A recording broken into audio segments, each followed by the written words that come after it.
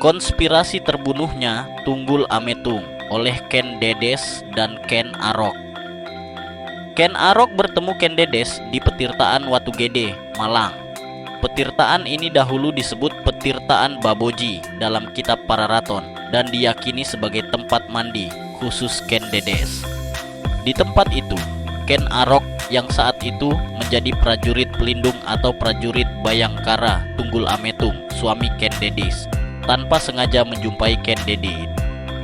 Kecantikan Ken Dedes membuat Ken Arok terpesona hingga sulit tidur, dan ia berniat untuk memperistri Ken Dedes suatu saat nanti. Saat itu, Ken Dedes sedang mengandung anak dari Tunggul Ametung.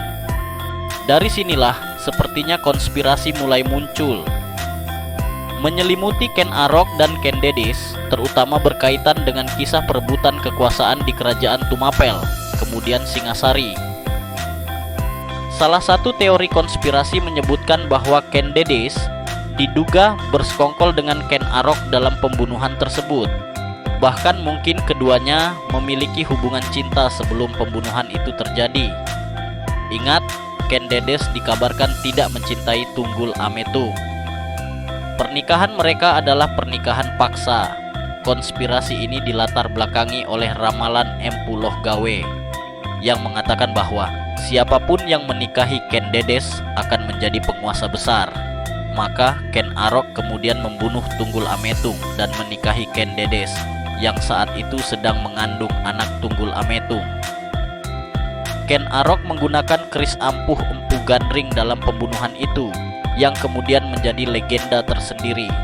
Konspirasi ini juga menyangkut aspek politik karena setelah Ken Arok berkuasa, garis keturunan dari Ken Dedes menjadi para raja besar Majapahit. Kematian Ken Dedes sendiri masih penuh misteri dan diperdebatkan.